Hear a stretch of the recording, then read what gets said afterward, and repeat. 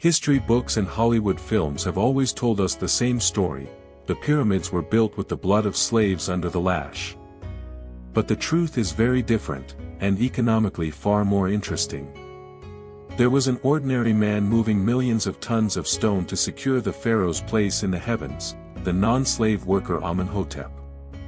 Today, on the pages of history, we'll explore Amenhotep's daily economy, how he managed his earnings, and his place in the social hierarchy on the Giza Plateau. Unlike uncertain and risky jobs, Amenhotep was part of a guaranteed system under the state and temple authorities. His earnings were based on ration supplies provided by the central administration. A ration is a regular allocation of food and drink. Employed by the complex bureaucracy overseeing the pharaoh's construction projects, he received a steady supply of provisions from temple granaries.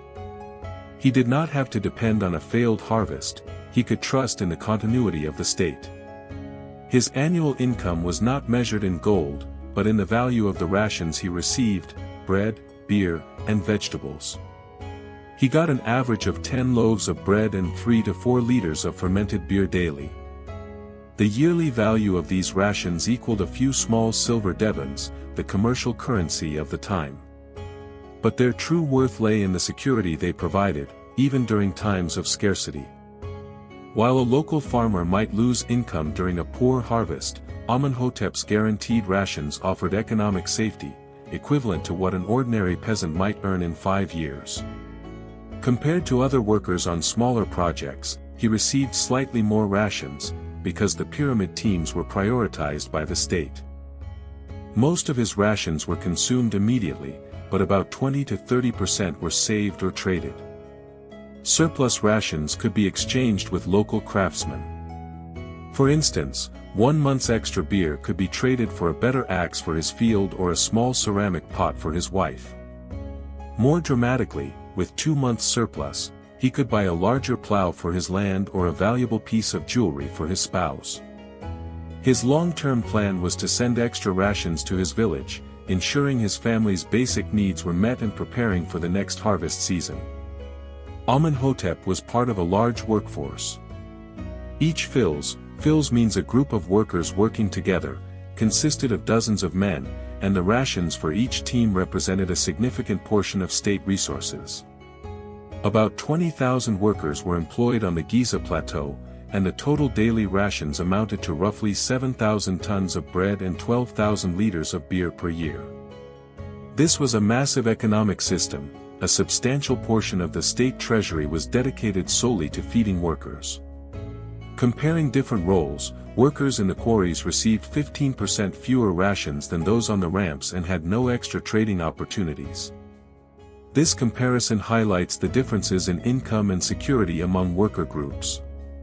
Amenhotep worked within the strict hierarchy of the pyramid construction site. At the top were architects and supervisors.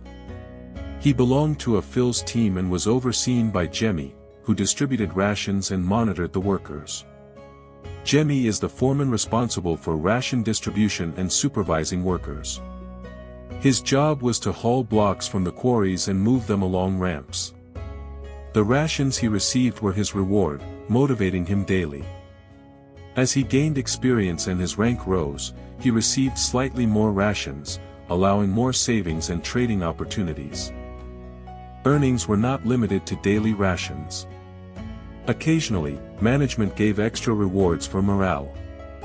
When a ramp was completed or a block placed successfully, workers received rare treats such as sheep or goat meat. These special distributions supplemented Amenhotep's normal rations and allowed him to acquire some needed items. At midday, the Giza Plateau burned under the sun. A 20-ton limestone block waited its turn on the ramp. Amenhotep, at the front of his team, shouldered the ropes. When Gemi gave the command, hundreds of men shouted in unison. Muscles strained, hands hurt, and the massive stone slowly moved. These intense moments marked the peak of Amenhotep's disciplined life. In the evenings, he returned to the workers' village, ate with others, had small debates, and occasionally played games to socialize. His life was regulated by the order and discipline provided by the central state. Amenhotep's rations and healthcare ensured his safety. Broken bones, injuries, and infections were treated by expert doctors on site. In society, Amenhotep was not just a worker, he was part of a sacred project serving the pharaoh and the gods. Returning to his village, he carried the respect and pride earned from working on the pyramids.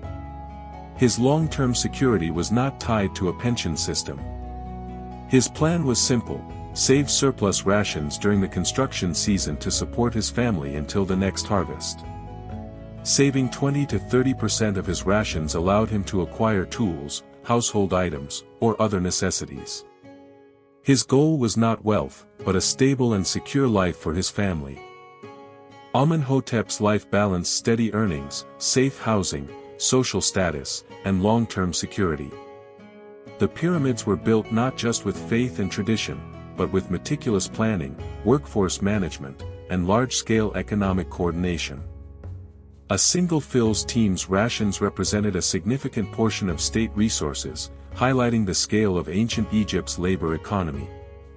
And perhaps most importantly, Amenhotep's story reminds us, even thousands of years later, how ordinary people, through hope, courage, and sacrifice, contributed to monumental achievements. His labor built not only stones but also the enduring dreams of humanity. Which historic profession should we explore next on History's Ledger? Share your thoughts in the comments and don't forget to subscribe to our channel to discover the lives that shaped history every week.